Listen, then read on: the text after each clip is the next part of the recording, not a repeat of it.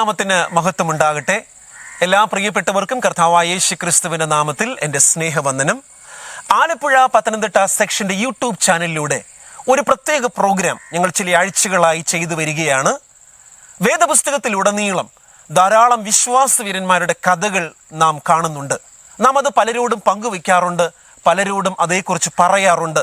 എന്നാൽ നമ്മുടെ സമൂഹത്തിൽ ഇന്ന് ജീവിച്ചിരിക്കുന്ന അപ്രകാരമുള്ള വിശ്വാസവീരന്മാരുടെ കഥകൾ നാം എത്ര പേർ കേൾക്കുവാൻ തക്കവണ്ണം ഇടയായിട്ടുണ്ട്? പണ്ടാരോ പറഞ്ഞ് ഞാൻ ഓർമ്മയിൽ വരുന്നുണ്ട്, ഒരു സാക്ഷ്യം 100 പ്രസംഗത്തെക്കാൾ ശ്രേഷ്ഠമാണ് എന്നാണ്. ആയതുകൊണ്ട് നാം ചില പ്രിയപ്പെട്ടവരുടെ വിശ്വാസ ജീവിതത്തെക്കുറിച്ച് കേൾക്കുവാൻ തക്കവണ്ണം ഈ ആഴ്ചകളിലൂടെ കടന്നു പോവുകയാണ്. അപ്രകാരം ഇന്ന് അവരുടെ വിശ്വാസ ജീവിതവും അവരുടെ ജീവിതത്തിലെ വെല്ലുവിളികളും ദൈവം നടത്തിയ വഴികളുമൊക്കെ സകലതും മറന്ന് നമ്മോട് പങ്കുവയ്ക്കുവാൻ തക്കവണ്ണം പ്രിയപ്പെട്ട 2 പേർ നമ്മുടെ മധ്യത്തിൽ നിന്ന് കടന്നു വന്നിരിക്കുകയാണ്. അവരെ ഞാൻ പ്രത്യേകമായിട്ട് സ്വാഗതം ചെയ്യുകയാണ്. എന്നാൽ ഈ ശുശ്രൂഷയിലേക്ക്, ഈ പ്രോഗ്രാമിലേക്ക് എല്ലാ മാന്യ പ്രേക്ഷകരെയും ഞാൻ ഒരിക്കൽ കൂടെ സ്വാഗതം ചെയ്യുന്നു. ഇന്ന് നമ്മുടെ അതിഥികളായിട്ട് കടന്നു വന്നിരിക്കുന്നത് പ്രിയപ്പെട്ട ഡോക്ടർ TP കുര്യൻ, അതോടൊപ്പം മിസ്സിസ് രമണി കുര്യൻ. 2 പ്രിയപ്പെട്ടവരെയും ഈ പ്രോഗ്രാമിലേക്ക് ഞാൻ ഹാർദമായി സ്വാഗതം ചെയ്യുകയാണ്. വെൽക്കം സർ, വെൽക്കം മാം. 2 പേർക്കും ഒരിക്കൽ കൂടെ ഈ പ്രോഗ്രാമിലേക്ക് സ്വാഗതം. കുര്യൻ സാറിനോട് ഞാൻ ആദ്യം ചോദിച്ചു തുടങ്ങുകയാണ്.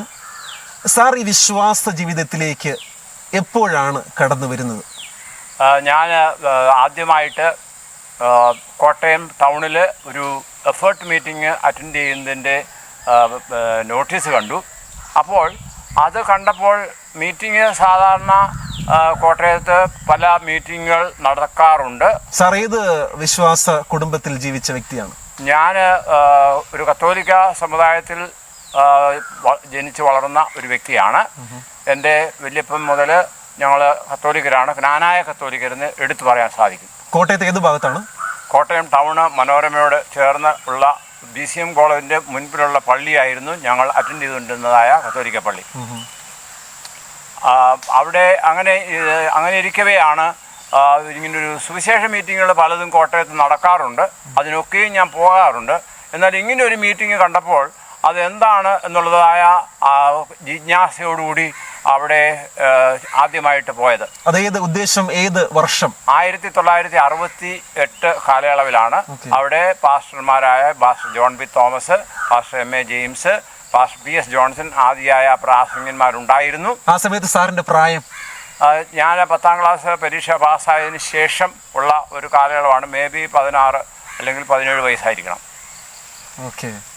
ആ അവസരത്തിൽ ഇങ്ങനെ മീറ്റിംഗ് അറ്റൻഡ് ചെയ്യുമ്പോൾ തുടർച്ചയായിട്ട് അറ്റൻഡ് ചെയ്യുന്നവർക്ക് ബൈബിൾ ഫ്രീ ആയിട്ട് കൊടുക്കും എന്ന്, 1 മാസം തുടർച്ചയായിട്ട് അറ്റൻഡ് ചെയ്താൽ ബൈബിൾ ഫ്രീ ആയിട്ട് കൊടുക്കും എന്നുള്ളൊരു കാര്യം അവിടെ പറയുകയുണ്ടായി. സാറിന് ആ സമയത്ത് ബൈബിൾ സ്വന്തമായിട്ടില്ലായിരുന്നു? എൻ്റെ കൈവശം ബൈബിൾ ഇല്ലായിരുന്നു. കാരണം ഞങ്ങൾ കത്തോലിക്കരാണ്. കത്തോലിക്കർക്ക് സാധാരണയായിട്ടുള്ള പുതിയ നിയമം മാത്രമേ ഉള്ളൂ. അത് എൻ്റെ വല്യപ്പൻ്റെ കൈവശമായിരുന്നു. അദ്ദേഹം സാധാരണ കുഞ്ഞുങ്ങളത് ചീത്തയാക്കുമെന്ന് പറഞ്ഞുകൊണ്ട് അത് തരാറില്ല. എങ്കിലും ബൈബിള് വീട്ടിലുണ്ടായിരുന്നു, പുതിയ നിയമം. അപ്പോൾ ഒരു ബൈബിള് കിട്ടുക എന്നുള്ളതായ ഒരു സന്തോഷത്തിന് വേണ്ടി, അല്ലെങ്കിൽ അതിനു വേണ്ടിയാണ് ഞാൻ ആദ്യമായിട്ട് ഈ മീറ്റിംഗ് അറ്റൻഡ് ചെയ്യാൻ തുടങ്ങിയത്. ഞാൻ മാത്രമല്ല, എൻ്റെ സമപ്രായക്കാരായ വേറെ കുറേ ചെറുപ്പക്കാരുണ്ടായിരുന്നു. പക്ഷേ ഞങ്ങളാരും ഇങ്ങനെ ഒരു സഭയാണെന്നോ എന്താണെന്നല്ല, സുവിശേഷ മീറ്റിംഗ് അറ്റൻഡ് ചെയ്യുക, അതിൽ ബൈബിൾ ലഭിക്കുക എന്നുള്ളൊരു കാര്യം മാത്രമേ അന്നേരം ഉള്ളായിരുന്നു. അപ്പോൾ സാറിന്റെ കുടുംബത്തിൽ നിന്നും ആരെങ്കിലും ഈ മീറ്റിംഗിൽ സംബന്ധിക്കാൻ കടന്നു വന്നായിരുന്നു? എൻ്റെ വീട്ടിൽ ആരും വന്നില്ല. പക്ഷേ എൻ്റെ കസിൻസ് 2-3 പേരുണ്ട്. ഞങ്ങൾ ഒന്നിച്ച് ആണ് ഈ മീറ്റിങ്ങിനൊക്കെയും പോയിക്കൊണ്ടിരുന്നത്. അങ്ങനെ പോയി അറ്റൻഡ് ചെയ്തു. ഏകദേശം 30 ദിവസത്തോളം അറ്റൻഡ് ചെയ്തപ്പോൾ ആ സമയത്ത് ഓരോ പ്രസംഗങ്ങളും കേൾക്കുകയും അത് മനസ്സിലാക്കുകയും അത് ഹൃദയത്തിൽ പതിക്കുകയും അപ്പോൾ അതിനോട് അനുഭാവത്തിൽ ജീവിക്കുകയും ചെയ്തു. എന്നാൽ കേൾക്കുന്നു, മനസ്സിലാക്കുന്നു എന്നുള്ളത് കവിഞ്ഞ കൂടുതലായുള്ള ചിന്തകളൊന്നുമില്ലായിരുന്നു. അപ്പൊ ഈ മീറ്റിംഗ് 30 ദിവസത്തെ മീറ്റിംഗ് കഴിഞ്ഞ ഉടനെ സാർ ഈ വിശ്വാസം സ്വീകരിച്ച് സെവന്ത് ഡേ അഡ്വന്റിസ്റ്റ് സഭയുടെ ഭാഗമായി തീർന്നു? അത് ആ മീറ്റിംഗിന് ശേഷം ബൈബിൾ കിട്ടി. ബൈബിളിന് ശേഷം പിന്നീട് പല മീറ്റിങ്ങുകൾ തുടർച്ചയായിട്ട് നടന്നു. ആ മീറ്റിങ്ങിലൊക്കെയും ഇങ്ങനെ പാസ്റ്റർമാർ പ്രസംഗിക്കുന്നു, പ്രസംഗം കേൾക്കുന്നു. അപ്പോൾ സ്നാനപ്പെടാൻ താല്പര്യമാണോ എന്ന് ചോദിച്ച സമയത്താണ് യഥാർത്ഥമായിട്ട് ഇത് തീരുമാനമെടുക്കാൻ തക്കണം ഇടയായത്. എന്നാൽ വീട്ടിൽ ആരോടും പറയാതെ ഞാൻ പോയി വടവാതൂർ പള്ളിയിൽ പോയി സ്നാനപ്പെടുകയായിരുന്നു. അപ്പൊ സാറിന്റെ കൂടെ വന്ന സുഹൃത്തുക്കളും കസിൻസും ഒക്കെ കൂടെ സ്നാനപ്പെടാൻ ഉണ്ടായിരുന്നോ? ഞങ്ങൾ രണ്ടുപേരുണ്ടായിരുന്നു. അപ്പൊ അങ്ങനെയാണ് സാറ് വചനം കേട്ട് 1963 68 കാലഘട്ടങ്ങളിൽ നമ്മുടെ സെവൻത് ഡേന്റെ സത്യം മനസ്സിലാക്കി കടന്നു വരുന്നത്. മിസ്സിന്റെ ജീവിതാനുഭവം എങ്ങനെയാണ്? ഏത് വിശ്വാസത്തിൽ നിന്നാണ് ഇങ്ങനെ ഒരു സത്യം ഉണ്ട് എന്ന് കേട്ട് കടന്നു വരുവാൻ തക്കവണ്ണം ഇവിടെ? വളരെ ചുരുക്കത്തിൽ. ഞാൻ ഒരു ഈഴവ കുടുംബത്തിൽ ജനിച്ച വ്യക്തിയാണ്. അപ്പോൾ ഈ പാസ്റ്റർമാർ, ഞങ്ങളുടെ അടുത്തൊരു റിട്ടയർഡ് പാസ്റ്റർ വന്ന് താമസിക്കാൻ തുടങ്ങി. പാസ്റ്റർ ഫാമിലി, റിട്ടയർഡ് പാസ്റ്റർ പേരെന്തായിരുന്നു? Pastor CN John. 2 ഫാമിലീസ് വന്ന് താമസിച്ചു. ഒന്ന് പാസ്റ്റർ CN എബ്രഹാം, പിന്നെ അടുത്തത് pastor CN John. CN John ആണോ ആദമിന്റെ ജന്മഭൂമി പുസ്തകം എഴുതിയത്? അതെ, പാസ്റ്റർ CN ജോൺ ആണ് ആദമിന്റെ ജന്മഭൂമി എന്ന പുസ്തകം എഴുതിയത്. അത് എഴുതിക്കൊണ്ടിരിക്കുന്ന സമയത്ത് അപ്പൊ ഞാൻ MA പഠിച്ചോണ്ടിരിക്കുക. SB കോളേജില് ചങ്ങനാശ്ശേരി. അപ്പൊ പുള്ളിക്കാരൻ എന്നോട് ഭയങ്കര, ആ ഫാമിലിക്ക് ഞങ്ങളോട് ഭയങ്കര ഇഷ്ടമായിരുന്നു. അപ്പൊ എന്നെ ഇത് പഠിപ്പിക്കാനായിരിക്കും പുള്ളി എനിക്ക് അതിന്റെ ഒരു ഭാഗങ്ങളൊക്കെ തന്നു എഡിറ്റ് ചെയ്ത് കൊടുക്കാൻ. ആ പുസ്തകം ഒന്ന് ശരിയായിട്ടൊന്ന് വായിച്ചിട്ട് മലയാളമൊക്കെ നോക്കിയിട്ട് എഡിറ്റ് ചെയ്ത് കൊടുക്കാനൊക്കെ തന്നു. അപ്പൊ എഡിറ്റ് ചെയ്തപ്പോഴൊന്നും നമ്മൾ അതിനെക്കുറിച്ച് വലുതായിട്ട് ചിന്തിച്ചൊന്നുമില്ല. അപ്പം പിന്നെ അത് കഴിഞ്ഞ് ഇങ്ങനെ കുറേ നാളുകൾ കഴിഞ്ഞ് അവരവിടെ ബൈബിൾ ക്ലാസ്സൊക്കെ വയ്ക്കുമായിരുന്നു. ഈ ചുറ്റുപാടുമുള്ള എല്ലാ സ്ഥലമായിരുന്നു ഇരുപേരൂർ. ഇവിടെ തന്നെ. അപ്പൊ ഇരുപേരൂരുള്ള എല്ലാ യങ് പീപ്പിളും ഇതുപോലെ ഒരു ഓഫർ അവർ കൊടുത്തായിരുന്നു. 1 മാസം വന്ന് അറ്റൻഡ് ചെയ്ത ബൈബിള് ഫ്രീ ആയിട്ട് തരുമെന്ന്. അപ്പൊ ഇവിടെയുള്ള ബൈബിള് ഫ്രീ ആണെന്ന് കേട്ടാൽ എല്ലാവരും അത് വരുന്ന രീതിയിലുള്ള സമയമായിരുന്നു. ഒത്തിരി എന്നെ പോലുള്ള ചെറുപ്പക്കാരെല്ലാം വന്ന് ഞങ്ങളെല്ലാവരും അവിടെ പോയി ബൈബിളൊക്കെ പഠിക്കാനായിട്ട് പോയതാണ്. അപ്പം ബൈബിള് പഠിച്ചുകൊണ്ടിരുന്ന സമയത്ത് നല്ല പാട്ടുകാരും എല്ലാവരും നല്ല കൊയർ അവരുടെ വീട്ടിൽ. ഇവിടെ അടുത്ത് പള്ളിയില്ല, ഞങ്ങൾ കുമ്പനാട് പള്ളിയിലാണ് പോകുന്നത്. അവർ കുമ്പനാട് പള്ളിയിലായിരുന്നു പോയിക്കൊണ്ടിരുന്നത്. അപ്പോൾ ഈ ആളുകളെല്ലാം ചേർന്ന് ഞങ്ങളെല്ലാവരും കൂടെ കുമ്പനാട് വരെ നടക്കുമായിരുന്നു. വെസ്പേഴ്സിനും അതുപോലെ ശബദ സർവീസിനും ഞങ്ങൾ നടന്നാണ് എല്ലാവരും കൂടെ ഒത്തൊരുമിച്ച് പോകുന്നത്. എല്ലാവർക്കും ഭയങ്കര സന്തോഷമായിരുന്ന സമയമാണ്. ആ സമയത്ത് ആദ്യം ഞാൻ അറ്റൻഡ് ചെയ്തു. അപ്പൊ പുള്ളിക്കാരി ഒരു രസത്തിന് അറ്റൻഡ് ചെയ്യുന്നതാണോ അതോ വിശ്വാസത്തോടു കൂടി പോയി? എല്ലാരും കൂടെ പോയി അറ്റൻഡ് ചെയ്തു. ബൈബിള് ഞാൻ പഠിച്ചത് കോഴിമല സെന്റ് മേരീസ് സ്കൂളിലാണ്. അവിടെ ഞങ്ങൾക്ക് എല്ലാ ദിവസവും വെള്ളിയാഴ്ച ദിവസം ആദ്യത്തെ പീരീഡ് ബൈബിൾ, അത് ഓർത്തഡോക്സുകാരുടെ, ഇപ്പോൾ ഓർത്തഡോക്സ്, അന്ന് യാക്കോബായ. അപ്പോൾ ഓർത്തഡോക്സുകാരുടെ ഒരു സെന്റർ ആയിരുന്നു. അതായത് ഒരു മന്ദിരം. അവിടെ പഠിച്ചുകൊണ്ടിരുന്നപ്പം അവര് ഒരുപാട് എല്ലാ ദിവസവും ബൈബിൾ ക്ലാസ് ഉണ്ട്. എല്ലാ ദിവസവും അല്ല, വെള്ളിയാഴ്ച ക്ലാസുകൾ കാരണം ഒരു ചെറിയ താല്പര്യമുണ്ട്. ഇല്ലില്ല, അവിടെ ഒത്തിരി കാര്യങ്ങൾ പഠിച്ചു. അവരുടെ രീതി എല്ലാം ഫോളോ ചെയ്യുമായിരുന്നു. അവരുടെ പ്രാർത്ഥനകളും എല്ലാം പഠിച്ചു. അവിടെ ഒരു പള്ളിയുണ്ട്. ആ പരീക്ഷയ്ക്ക് മുമ്പ് ആ പള്ളിയിൽ പോയി പ്രാർത്ഥിക്കും. അവരുടെ വിളക്കിൽ നിന്ന് എണ്ണ എടുത്ത് നെറ്റിയിൽ അവരെൻ്റെ കൂട്ടുകാരെന്തൊക്കെ കാണിക്കുന്നോ അതെല്ലാം ചെയ്യുമായിരുന്നു. അപ്പം അവിടെ നിന്ന് ഞാൻ ഒത്തിരി ബൈബിൾ സ്റ്റോറി മുഴുവൻ പഠിച്ചത് അവിടെയാണ്. പക്ഷെ അതിൻ്റെ വെളിച്ചത്തിലൊന്നും അല്ല ഞാൻ പോയത്. ആക്ച്വലി ദൈവത്തിൻ്റെ ആത്മാവിൻ്റെ ഒരു വലിയ നടത്തിപ്പായിരുന്നു ഞാൻ ഇപ്പൊ ചിന്തിക്കുന്നത്, പുറകോട്ട് തിരിഞ്ഞു നോക്കിയാൽ. നേടാൻ വേണ്ടിട്ടായിരിക്കാം പാസ്റ്റർ CN ജോണിനെ അവിടെ കൊണ്ടു താമസിപ്പിച്ചത്. അതെ, ഞാൻ ഇന്നും അവര് പോകുന്നതിന് മുമ്പേ അവർ പറഞ്ഞതാ. ഇവിടുന്ന് അവര് പിന്നെ CN ജോൺ ഇവിടെ മരിച്ചു. പക്ഷെ മിസ്സസ് CN ജോൺ എന്നോട് പറയുമായിരുന്നു, നിനക്ക് വേണ്ടി, ഒരുത്തിക്ക് വേണ്ടിയാ ദൈവം ഞങ്ങളെ ഇവിടെ കൊണ്ടുവന്നാക്കിയത്. എത്ര വർഷക്കാലം അവരുടെ താമസിച്ചു കാണും? അവര് വന്നത് 68 തോന്നുന്നു. 68 രണ്ടുപേരും 2 സമയത്താണ്. ആദ്യം വന്ന് CN എബ്രഹാം സാറാ. അദ്ദേഹത്തിന്റെ 4 മക്കളുണ്ട്. 4 മക്കളും ഡോക്ടേഴ്സാ. പിന്നെ ഡോക്ടേഴ്സ് ആയിരുന്നു. അപ്പൊ അവരിവിടെ ശരിക്കും ഇവിടെയുള്ളവർക്കെല്ലാം വളരെ സൗജന്യമായിട്ട് ട്രീറ്റ്മെന്റ് ഒക്കെ കൊടുക്കുമായിരുന്നു. ഈ ഡോക്ടേഴ്സൊക്കെ വരുമ്പം വീടുകളിലൊക്കെ കൊണ്ടുപോയി അവർ മരുന്നൊക്കെ കൊടുക്കുമായിരുന്നു. എല്ലാവരും, ഞങ്ങൾക്ക് അങ്ങനെ വലിയ വലിയ ഹോസ്പിറ്റൽസ് ഒന്നുമില്ല, ഒത്തിരി പേര് അവിടുത്തെ മരുന്ന് കഴിച്ച് എല്ലാവരും പതിയെ പതിയെ ബാപ്റ്റിസം ഒക്കെ സ്വീകരിച്ച് വിശ്വാസിയായി മാറുകയായിരുന്നു. കുറെ പേരൊക്കെ സ്നാനപ്പെട്ടു, പക്ഷെ കുറെ പേരൊക്കെ വിട്ടുപോയി. കുറെ പേരൊക്കെ ബൈബിൾ കിട്ടിക്കഴിഞ്ഞ് അവരുടെ കാര്യത്തിൽ. ജീവിതത്തിൽ അങ്ങനെ ഒരു തീരുമാനം എടുക്കുന്ന സമയത്ത് കുടുംബത്തിൽ നിന്ന് ഉണ്ടായ എന്തെങ്കിലും, അതായത് ഞങ്ങളുടെ കുടുംബവുമായിട്ട് അവർ ഭയങ്കര അടുത്ത ബന്ധമായിരുന്നു. അപ്പം ഇനി ഇടയ്ക്കിടയ്ക്ക് എന്നെ വിളിക്കുകയും പറയുകയൊക്കെ ചെയ്യും. പക്ഷേ ഈ ബൈബിൾ സ്റ്റഡി തുടങ്ങിയതിന് ശേഷം അമ്മച്ചി ഞാൻ വിളിക്കുന്നത് മിസ്സസ് സി എൻ ജോൺ. അപ്പോൾ 2 അമ്മച്ചിമാരെ ഞാൻ അമ്മച്ചി എന്നാണ് വിളിക്കുന്നത്. അപ്പം മിസ്സസ് സി എൻ ജോൺ എനിക്കൊരു വോയിസ് ഓഫ് പ്രൊഫസി കാർഡ് തന്നു. വോയിസ് ഓഫ് പ്രൊഫസി കാർഡ് തന്ന് അതിനകത്ത് ഒരു ചോദ്യമുണ്ടായിരുന്നു. അവസാനം, കർത്താവായ യേശു ക്രിസ്തുവിനെ നീ രക്ഷിതാവായി സ്വീകരിക്കുന്നോന്ന്. അപ്പം ആദ്യം ആൻസർ ചെയ്യാൻ എനിക്ക് പറ്റിയില്ല. ഇപ്പോൾ പുള്ളിക്കാരി എന്നും ബൈബിൾ ക്ലാസ്സിന് ചെല്ലുന്നുണ്ട്, എന്നോട് ചോദിക്കും നിന്റെ കാർഡ് മാത്രം വന്നില്ലല്ലോ. അപ്പം ഞാൻ ഓർത്തു, എങ്ങനെ ഞാനത് എഴുതുന്നത്? ഞാൻ ഹിന്ദു ആയിരിക്കുന്നു. ഞാൻ വാസ്തവം പറഞ്ഞാൽ കൃഷ്ണനാണ് എൻ്റെ ഫേവറേറ്റ് ദൈവം. അപ്പം ഞാൻ ആ ദൈവത്തെ വിട്ടിട്ട് ഞാൻ അങ്ങനെ യേശുവിനെ സ്വീകരിക്കുന്നത് എന്ന് ഞാൻ ചിന്തിച്ചു. ഞാൻ ബൈബിൾ ക്ലാസ്സിന് പോക്കലങ്ങ് നിർത്തി. പുള്ളിക്കാരി എന്നോട് എന്ന് ഇങ്ങനെ ചോദിക്കുന്നതുകൊണ്ട് ഞാൻ വീട്ടിലങ്ങ് നിന്നു. ഞാൻ വരുന്നില്ലെന്ന് പറഞ്ഞു. അപ്പം എന്നെ വിളിച്ച് ചോദിച്ചു, നീ എന്താ വരാത്തതെന്ന്. ഞാൻ പറഞ്ഞു, വീട്ടിൽ അവർ പറഞ്ഞു പോകണ്ടെന്ന്. അതൊക്കെ കള്ളമായിരുന്നു കേട്ടോ. ആ സമയത്ത് എന്ത് പ്രായം ഉണ്ടാവും? എനിക്ക് 16-17 വയസ്സ്. ഞാൻ പ്രീ ഡിഗ്രി കഴിഞ്ഞ സമയത്ത് പ്രീ ഡിഗ്രിക്ക് പഠിച്ചുകൊണ്ടിരിക്കുമ്പോഴേ ഇവർ ഇവിടെ വന്ന് താമസിക്കുന്നത്. മാർത്തോമ കോളേജിൽ ഞാൻ പ്രീ ഡിഗ്രി പഠിച്ചുകൊണ്ടിരുന്നത്. അപ്പം അവിടുത്തെ പിന്നെ മീറ്റിങ്ങുകൾ, അസംബ്ലിയിലൊക്കെ അവരും ദൈവത്തെക്കുറിച്ച് സംസാരിക്കുകയൊക്കെ ചെയ്യും. പക്ഷേ എനിക്ക് വിശ്വാസമൊന്നും അങ്ങനെ ആയിട്ടില്ല. എന്നാലും സന്തോഷമായിരുന്നു യേശുവിനെ കുറിച്ച് പഠിക്കുന്ന കാര്യത്തിൽ. അപ്പം അങ്ങനെ ഇരുന്നപ്പോഴാണ് പിന്നെ ഞാൻ ഇവിടെ ബൈബിൾ ക്ലാസ് കുറേ നാൾ പോകാതെ എനിക്ക് ബൈബിളൊന്നും വേണ്ട. എനിക്ക് ഒത്തിരി പിന്നെ ഇവിടുന്ന് ഞങ്ങളുടെ സെൻറ്റ് മേരീസ് സ്കൂളിൽ നിന്ന്, കോഴിമലയിൽ നിന്ന്, അവിടുന്ന് എനിക്ക് ഒരുപാട് അവർ ബൈബിൾ എക്സാം ഇടും കേട്ടോ. ബൈബിൾ എക്സാം വന്ന ഒരു ഇതാണ്. ഇവിടെയുള്ള ക്രിസ്ത്യൻസിനേക്കാളും ഏറ്റവും ഹയസ്റ്റ് മാർക്ക് കിട്ടുന്നത് എനിക്കാണ് ബൈബിളിന്. അപ്പോൾ അത് എൻ്റെ അച്ഛന് ഭയങ്കര അഭിമാനമായിരുന്നു.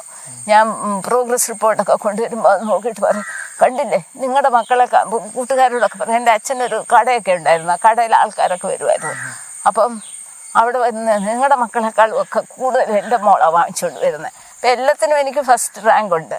അപ്പോൾ അതുകൊണ്ട് പുള്ളിക്കാരന് ഭയങ്കര അഭിമാനമായിരുന്നു. അപ്പോൾ എല്ലാവരോടും പറയും, നോക്ക് അവൾക്ക് ബൈബിളിന് കിട്ടിയേക്കുന്ന മാർക്ക് കണ്ടോ. അപ്പോൾ ഇതെല്ലാം പറയുമ്പോഴത്തേന് എനിക്കൊരു എൻകറേജ്മെൻ്റ് ഉണ്ട്. പക്ഷെ എന്നാലും തീരുമാനത്തിലേക്ക് വരുന്നില്ല.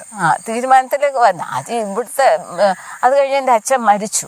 അച്ഛന് അസുഖമൊക്കെ വന്ന് അച്ഛൻ മരിച്ചു കഴിഞ്ഞാണ് പിന്നെ ഞാൻ കൂടുതൽ ഇവിടോട്ട് അടുത്ത്. അത് ഒത്തിരി സ്റ്റോറി ഉണ്ട്, ഒരുപാട് സ്റ്റോറി ഉണ്ട്. ഏത് സമയത്താണ് അപ്പോൾ സെവൻത് ഡേ അഡ്വന്റിസ്റ്റുകാരിയായിട്ട് അങ്ങ് മാറാൻ തീരുമാനിക്കുന്നത്? 73-ലാണ്. 73 അല്ല 74. സ്നാനപ്പെടുത്തിയത് OM ജോസ് സാറാ. വടവാതൂർ കൊണ്ടുപോയ സ്നാനപ്പെടുത്തിയത്. അപ്പം വടവാതൂർ പോയി. ആദ്യം യേശുവിനെ വേണ്ട എന്നുള്ള ചിന്തയിൽ നിന്നും അത് മാറാനുള്ള കാരണം എന്താ? യേശുവിനെ വേണ്ട എന്നുള്ള അല്ല പറഞ്ഞത്. ഞാൻ പറഞ്ഞത് ഈ കൃഷ്ണനെ ആരാധിക്കുന്ന എനിക്ക് എങ്ങനെ യേശുവിനെ രക്ഷിതാവായി സ്വീകരിക്കാൻ പറ്റുമെന്നുള്ളൊരു ചിന്തയുണ്ടായിരുന്നു. ആ ചിന്താഗതിക്ക് മാറ്റം വന്നത് എങ്ങനെയാണ്? ആ മാറ്റം വന്ന് പിന്നെ ഞങ്ങള് കൂടുതൽ പഠിച്ചു കഴിഞ്ഞപ്പോഴത്തേന് ദാനിയേൽ റെവലേഷനും ഒക്കെ പുള്ളിക്കാരൻ നല്ല ആ ചാർട്ടെല്ലാം കാണിച്ച് പഠിപ്പിച്ചു കഴിഞ്ഞപ്പോഴത്തേന് ഞാനൊരു history student. History and economics double main ആയിരുന്നു എനിക്ക് മാർത്തോമ കോളേജിലുണ്ടായിരുന്നത്. അപ്പോൾ ഇവിടെ പഠിപ്പിക്കുന്ന കാര്യങ്ങളൊക്കെ ആ ഹിസ്റ്ററി ക്ലാസ്സിൽ പഠിച്ചുകൊണ്ടിരുന്നത്. അപ്പോൾ അത് ഇച്ചിരിയൊക്കെ ചേഞ്ചൊക്കെ ഉണ്ടെങ്കിലും ഇതെല്ലാം പഠിച്ചതാണ്. കേരള ഹിസ്റ്ററി ഉണ്ടായിരുന്നു, ഇന്ത്യൻ ഹിസ്റ്ററി ഉണ്ടായിരുന്നു, വേൾഡ് ഹിസ്റ്ററി ഉണ്ടായിരുന്നു. ഇതെല്ലാം ഞാൻ പഠിച്ചതാണ് ക്ലാസ്സിൽ. അപ്പോൾ ഈ ദാനിയേൽ ആൻഡ് റെവലേഷൻ, ദാനിയേലിൻ്റെ പുസ്തകം പ്രത്യേകിച്ച് പഠിച്ചപ്പം ഞാൻ പറഞ്ഞു ഇതാണ് സത്യം ആക്ച്വലി. അങ്ങനെയാണ് തീരുമാനം എടുക്കുന്നത്.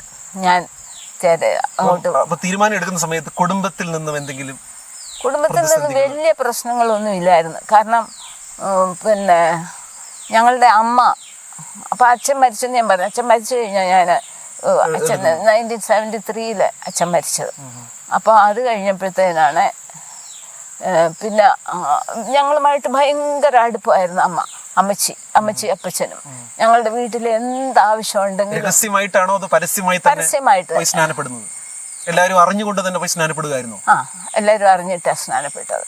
എല്ലാവരും അറിഞ്ഞിട്ടാ. എൻ്റെ ഒരു അനിയത്തി ഉണ്ടായിരുന്നു, ഏറ്റവും ഇളയ അനിയത്തി. അവളും എൻ്റെ കൂടെ വന്ന് ബൈബിളെല്ലാം പഠിച്ചതാ. ബൈബിളെല്ലാം പഠിച്ചു. സ്നാനപ്പെടാനുള്ള തീരുമാനം എടുത്തപ്പോഴത്തേനും അവള് പിന്മാറിപ്പോയതാ. അപ്പൊ സാറിന്റെ ജീവിതത്തിലേക്ക് നമ്മൾ പോകുമ്പോൾ ഈ സ്നാനപ്പെടുന്ന സമയത്ത് കോട്ടയത്തുള്ള ധാരാളം സുഹൃത്തുക്കളെ കുറിച്ച് പറഞ്ഞു, ഫാമിലി മെമ്പേഴ്സിനെ കുറിച്ച് പറഞ്ഞു. അവരുടെ ഭാഗത്തു നിന്നുള്ള പ്രതികരണം എന്തായിരുന്നു? അതായത് ഞാൻ എൻ്റെ വീട്ടിൽ പറയാതെയാണ് ഞാൻ പോയി സ്നാനപ്പെടുന്നത്. പക്ഷേ എൻ്റെ കസിൻസ് ആയിട്ടുള്ള 2-3 പേരുണ്ടായിരുന്നു. അപ്പോൾ ഞാനും എൻ്റെ ഒരു കസിനും കൂടിയാണ് സ്നാനപ്പെടുന്നത് വരെയും ഇങ്ങനെ ഒരു വിശ്വാസിയായി തീരും എന്നുള്ള ചിന്താഗതിയിലായിരുന്നു. ബൈബിളിൽ പഠിച്ചു, അതനുസരിച്ച് ജീവിക്കുക. അപ്പം അന്നേരം ശബദം അനുസരിക്കുന്ന ഒരു വാസ്തു, അതായത് റിയാലിറ്റിയിലേക്ക് വന്നു. ആ സമയത്ത് ഞാൻ ശനിയാഴ്ച ജോലി ചെയ്യുമായിരുന്നു. അപ്പം ആ ജോലി ചെയ്യുന്നത് ശരിയല്ല, ശബദിന് പള്ളിയിൽ പോകണം എന്നുള്ള ചിന്താഗതി വന്നപ്പോൾ ആ ജോലിയിൽ നിന്നും വിട്ടിട്ട്, അതായത് മറ്റുള്ള ദിവസങ്ങൾ ജോലിക്ക് പോകും, ആ ശനിയാഴ്ച ദിവസം പള്ളിയിൽ പോകും. അപ്പം അങ്ങനെ ഒരു തീരുമാനമെടുത്തു. അപ്പോൾ അപ്പം സ്നാനപ്പെട്ട സമയത്ത് ഇങ്ങനൊരു തീരുമാനമെടുത്ത് അതനുസരിച്ച് ഉറച്ചു നിൽക്കണം എന്നുള്ള ചിന്തയോടുകൂടിയാണ് പിന്നീടുള്ളതായ ജീവിതം. വീട്ടുകാരുടെ ഭാഗത്തു നിന്നുള്ള പ്രതികരണം? വീട്ടുകാർ ആദ്യം അറിഞ്ഞില്ല, അറിയാതെയാണ് ചെയ്തത്. അതിനുശേഷം അറിഞ്ഞപ്പോഴത്തേക്ക് ഫാദർ വളരെ എതിരായിരുന്നു. അപ്പം പള്ളിയിൽ പോകുന്ന സമയത്ത് അന്ന് ആഹാരം തരാതിരുന്നതായ സന്ദർഭങ്ങളൊക്കെ ഉണ്ട്. ആ സമയത്ത് സാർ പഠിക്കുകയാണ്? ഇല്ലല്ലോ, ഞാൻ 10ാം ക്ലാസ് പാസ്സായതിനു ശേഷമാണ് ജോലി ചെയ്യുന്നു. അന്ന് ചെറിയ ചിൽഡ്രപ്പുണ്ട്, അതായത് ഫാദറിനെ ഹെൽപ്പ് ചെയ്ത് നിൽക്കും, അല്ലാതെ തന്നെ ന്യൂസ് പേപ്പറിന്റെ ഡിസ്ട്രിബ്യൂഷൻ ഉണ്ട്, അങ്ങനെയുള്ള ജോലികൾ ചെയ്യുന്നു. അതോടൊപ്പം പഠിക്കുകയും ചെയ്യുന്നുണ്ടായിരുന്നു. എന്ന് പറഞ്ഞാൽ ടൈപ്പും ഷോർട്ട് ഹാൻഡും ഒക്കെ പഠിക്കുന്നുണ്ടായിരുന്നു. അപ്പം അങ്ങനെ കാലം കഴിഞ്ഞു. പിന്നെ ഈ വീട്ടിൽ പ്രശ്നമായിട്ട് മാറിയപ്പോഴത്തേക്ക് അന്നത്തെ എൻ്റെ പാസ്റ്റർ പറഞ്ഞു, നീ സ്പൈസർ കോളേജിൽ പഠിക്കാൻ പോകുന്നു, പാസ്റ്റർ ജോൺ പി തോമസ്. അപ്പോൾ അദ്ദേഹം പറഞ്ഞു, പക്ഷേ മാസം തോറും ഇത്ര രൂപ ഫീസ് കൊടുക്കണമെന്ന് പറഞ്ഞു. അപ്പോൾ ആ ഫീസിന് നിവൃത്തിയില്ലാത്തതുകൊണ്ടാണ് ഞാൻ പിന്നീട് പഠിക്കാതിരുന്നത്. 10ാം ക്ലാസ് പാസ്സായതിനു ശേഷം പഠിക്കാതിരുന്നത് ഫീസ് കൊടുക്കാൻ നിവൃത്തിയില്ലാത്തതുകൊണ്ടാണ്. അപ്പോൾ അങ്ങനെ ഇരുന്ന സമയത്ത് ജോലി ചെയ്ത് കുറേ കാശൊക്കെ ഉണ്ടായി. ഏതായാലും സ്പൈസർ കോളേജിൽ പോകാമെന്ന് തീരുമാനിച്ചു. അപ്പോൾ ആ കൂട്ടത്തിൽ 2-3 പേരുണ്ടായിരുന്നു. ഞങ്ങളും 3-4 പേര് കൂടി സ്പൈസർ കോളേജിലേക്ക് ആദ്യമായിട്ട്. കൂടെ ഉണ്ടായിരുന്നത് ഒന്ന് ഒരു അച്ചാമ്മ എന്ന് പറഞ്ഞൊരു സിസ്റ്റർ, പിന്നെ ഒരു ജോസഫ് ഉണ്ടായിരുന്നു, പിന്നെ പി മോസസ്, പി ജോസഫ്. അങ്ങനെ ഞങ്ങൾ 4 പേര് പോയി. അപ്പോൾ ആദ്യമായിട്ട് ട്രെയിൻ കയറിയതും ആ ഒരവസരത്തിലാണ്. ദീർഘദൂര യാത്ര ചെയ്യുന്നതും അങ്ങനെയുള്ള സന്ദർഭങ്ങളിലാണ്. അപ്പോൾ അങ്ങനെ പോയി പൂനായി ചെന്ന് അവിടെ ചേർന്നു. പിന്നീടുള്ള ജീവിതത്തെക്കുറിച്ച് പഠിക്കുകയാണ്. മിസ്സിനെ കുറിച്ച് നമ്മൾ ചിന്തിക്കുകയാണെങ്കിൽ, അപ്പോൾ സ്നാനപ്പെടുന്നു, കുടുംബത്തിന്റെ ഭാഗത്തുനിന്ന് വലിയ പ്രതിസന്ധികളൊന്നും നേരിടുന്നില്ല. ശേഷം തുടർ പഠനങ്ങൾക്കായിട്ട് വിവാഹ ജീവിതത്തിലേക്കൊക്കെ പോകുന്നത് എങ്ങനെയാണ്? ഒരു സ്നാനപ്പെടാൻ അനുവദിച്ചു എങ്കിലും പൊതുവെ ഒരു 7th ഡേ അഡ്വന്റിസ്റ്റുകാരനെ കല്യാണം കഴിക്കാൻ തീരുമാനിക്കുമ്പോൾ സ്വാഭാവികമായിട്ടും എതിർപ്പുണ്ടാകണമല്ലോ. അതെന്താ സംഭവിച്ചെന്ന് ചോദിച്ചാൽ, ഞാൻ സ്നാനപ്പെട്ടത് ഞാൻ MA-ക്ക് പഠിച്ചുകൊണ്ടിരിക്കുമ്പോഴാണ്. MA-ക്ക് SB കോളേജിൽ പഠിച്ചുകൊണ്ടിരിക്കുന്ന സമയത്താണ് ഞാൻ സ്നാനപ്പെടുന്നത്. അത് സ്നാനം നടക്കുന്നത് ഒരു ഡിസംബർ മാസമാണ്. അപ്പം 1974 ഡിസംബറിലാണ് സ്നാനം നടക്കുന്നത്. അപ്പോൾ ഇപ്പം എൻ്റെ ക്ലാസ്മേറ്റ്സ് എല്ലാം പ്രത്യേകിച്ച് ഗേൾസ് മാത്രം, ബോയ്സിന് അതിനെക്കുറിച്ചൊന്നും അറിയത്തില്ലായിരുന്നു. അപ്പം ഗേൾസ് എല്ലാം അവർക്കറിയാം. കുറേ പേരൊക്കെ എൻ്റെ കൂടെ കുമ്മനാട്ട് പള്ളിയിലൊക്കെ വന്നിട്ടുണ്ട് കേട്ടോ. കുമ്മനാട്ട് പള്ളിയിലൊക്കെ വന്നിട്ടുണ്ട്. അവർക്ക് വലിയ സന്തോഷമായിരുന്നു അന്ന് വരുന്ന കൂട്ടത്തിൽ. ചില ഫ്രണ്ട്സൊക്കെ വരുമായിരുന്നു. അപ്പോൾ ഇങ്ങനെ ഞാൻ സ്നാനപ്പെടാൻ പോകും. അപ്പച്ചനും അമ്മച്ചിയൊക്കെ അവരുടെ കമ്പനിയിലായിരുന്നു. ഞാൻ 2ാമത്തെ വർഷം അവിടെ ഹോസ്റ്റലിലാണ് നിന്നത്. ഹോസ്റ്റലിൽ നിന്നപ്പോഴത്തേന് ഈ പാസ്റ്റർ CN ജോണും മിസ്റ്റർ CN ജോണും എപ്പോഴും അവിടെ വിസിറ്റ് ചെയ്യാൻ വരും. സൺഡേയിലൊക്കെ വിസിറ്റ് ചെയ്യാൻ വരും. എൻ്റെ ഫ്രണ്ട്സിനെയൊക്കെ കാണുകയൊക്കെ ചെയ്യുമായിരുന്നു. അപ്പോൾ അവരുമായിട്ടെല്ലാം വലിയ സൗഹൃദത്തിലായിരുന്നു അവർ. അപ്പോൾ അങ്ങനെ ഇരുന്ന സമയത്താണ് ഞാൻ സ്നാനപ്പെടുന്നത്. പിന്നെ എനിക്ക് ഏത് സമയത്താണ് പിന്നെ വിവാഹം നടക്കുന്നത്? 1975 ഞാൻ MA തീർക്കുന്നത്. MA തീർത്തു. പിന്നെ അവിടെ തന്നെ MA തീർത്ത് വൈവാവോസ് കഴിഞ്ഞതിൻ്റെ പിറ്റേ ദിവസം തന്നെ ഇവരെന്നെ എന്തോ എടുത്തെന്നറിയാം. പാസ്റ്റർ CN ജോണും മിസ്സസ് CN ജോണും കൂടെ, നീ ഇവിടെ നിൽക്കേണ്ട, നീ സ്പൈസറി കോളേജിൽ പോയി കുറച്ച് കൂടെ ബൈബിൾ പഠിച്ചോ എന്നും പറഞ്ഞ് ഇവരെന്നെ അങ്ങോട്ടങ്ങ് വിട്ടു. അവിടെ വിട്ടു. അവിടെ ചെന്ന് പിന്നെ അവിടെ ചെന്ന് കഴിഞ്ഞപ്പം അവിടെ ലോക്കൽ ഗാർഡിയനായിട്ട് pastor mister A T Thomas എന്നെ അവിടെ അങ്ങയുടെ പുത്രിയായിട്ട് എൻ്റെ ഗാർഡിയനായിരുന്നു, ലോക്കൽ ഗാർഡിയൻ. അപ്പൊ അവിടെ വെച്ചാണോ നമ്മുടെ കുര്യൻ സാറിനെ ആദ്യമായിട്ട് മീറ്റ് ചെയ്യുന്നത്? കുര്യൻ സാറിനെ എന്നെ അവിടെ വെച്ച് കണ്ടു. പക്ഷെ ഞങ്ങൾ സംസാരിച്ചു. കുര്യൻ സാറ് സ്റ്റോറിൽ ബേക്കറിയിൽ സ്റ്റോറിൽ ജോലി ചെയ്യുന്ന സമയത്ത് ഞാൻ ചെന്ന് കുര്യൻ സാറിനോട് എനിക്ക് പിന്നെ ഇല്ലൻറ്റും അതും ഇതുമൊക്കെ വാങ്ങിക്കുമായിരുന്നു. അപ്പം പോത്താ കുരിയാന്നൊക്കെ വിളിച്ച് തന്നെ പോയി ഇല്ലൻ്റൊക്കെ വാങ്ങിച്ചുകൊണ്ട് നമ്മളിങ്ങനെ എപ്പോഴാണ് അതൊരു കല്യാണമായിട്ടൊക്കെ മാറുന്നത്? അത് കഴിഞ്ഞ് ഒരു 3 മാസം കഴിഞ്ഞപ്പോൾ ഞാൻ ചെന്നു.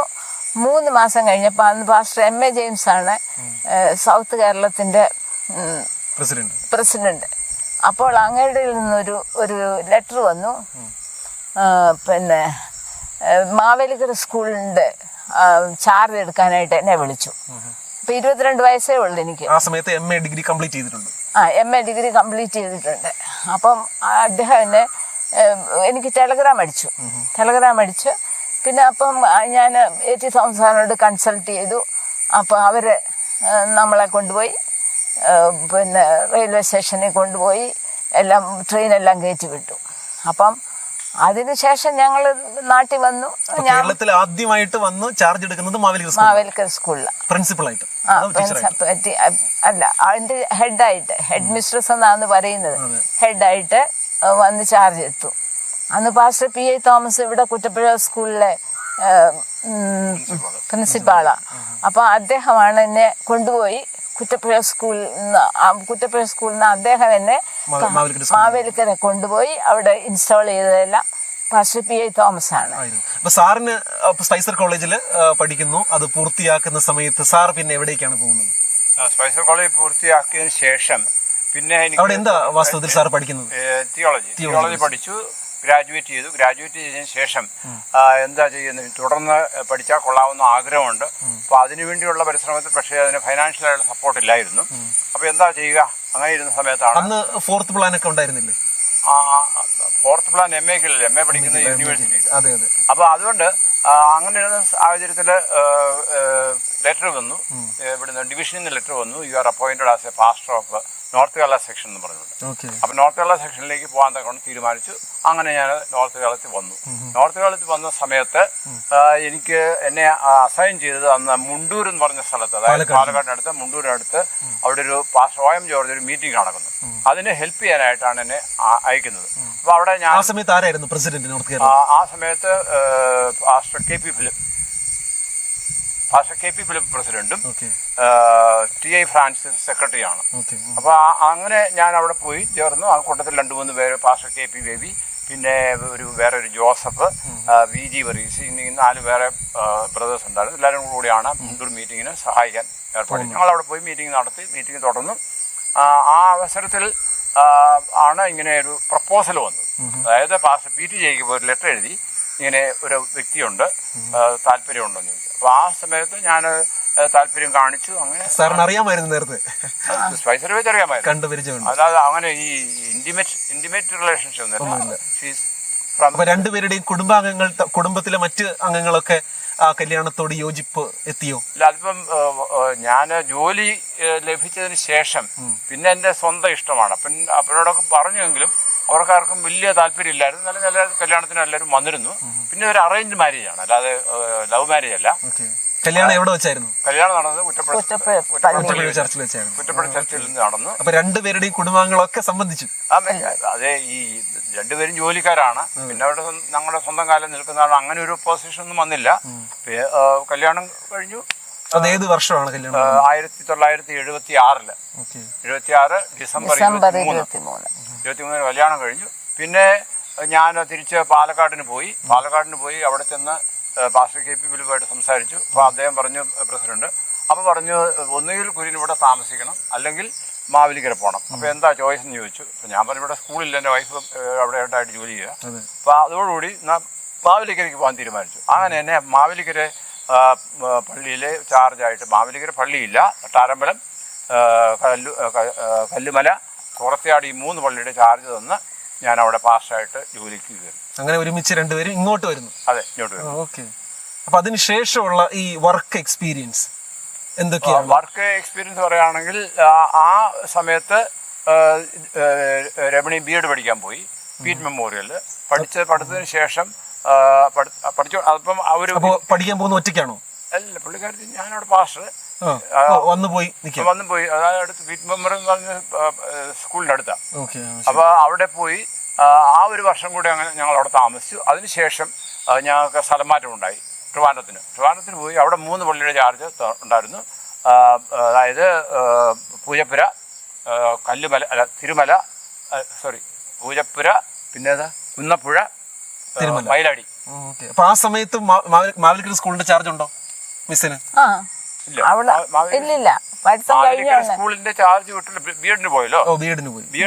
അപ്പോയിന്റ്മെന്റ് വന്നത് തിരുമല സ്കൂളിലാണ്. BEd തീർന്നു, അഡ്മിനിസ്ട്രേറ്റർ ആയിട്ട് അപ്പോയിന്റ് ചെയ്തു. ഓക്കെ. എനിവേ, നമ്മള് ആരംഭകാല സമയത്ത് ദൈവം എങ്ങനെ നടത്തി, സത്യം എങ്ങനെ ദൈവം ബോധ്യപ്പെടുത്തി, അതൊക്കെ വളരെ ഭംഗിയായി ഒരു ത്രില്ലിംഗ് പോലെ നമ്മൾ കേൾക്കുവാനും മനസ്സിലാക്കുവാനും ഒക്കെ ഇടയായി. നമ്മൾ തീർച്ചയായിട്ടും അടുത്ത എപ്പിസോഡിൽ തുടർന്നുള്ള ശുശ്രൂഷ മധ്യേ നിങ്ങൾ നേരിട്ട വെല്ലുവിളികൾ, നേരിട്ട ധാരാളം പ്രതിസന്ധികൾ, അവയെ എങ്ങനെ തരണം ചെയ്തു, ഇതൊക്കെ കേൾക്കുവാനായിട്ട് നമുക്ക് താല്പര്യമുണ്ട്. അതുവരെ നമുക്കൊരു ചെറിയ ബ്രേക്ക് എടുക്കാം. നന്ദി, വളരെ നന്ദി. ഈ പ്രിയപ്പെട്ടവർക്ക് പറയുവാനും നമുക്ക് കേൾക്കുവാനും ഇനിയും ധാരാളം കഥകളുണ്ട്, ധാരാളം അനുഭവങ്ങളുണ്ട്. അത് കേൾക്കുവാൻ തക്കവണ്ണം നമുക്ക് വീണ്ടും കാത്തിരിക്കാം അടുത്ത എപ്പിസോഡ് വരെ. അതുവരെ നിങ്ങൾക്കെല്ലാവർക്കും എൻ്റെ വന്ദനം. വീണ്ടും കാണാം. ദൈവം നമ്മെ സഹായിക്കട്ടെ, അനുഗ്രഹിക്കട്ടെ.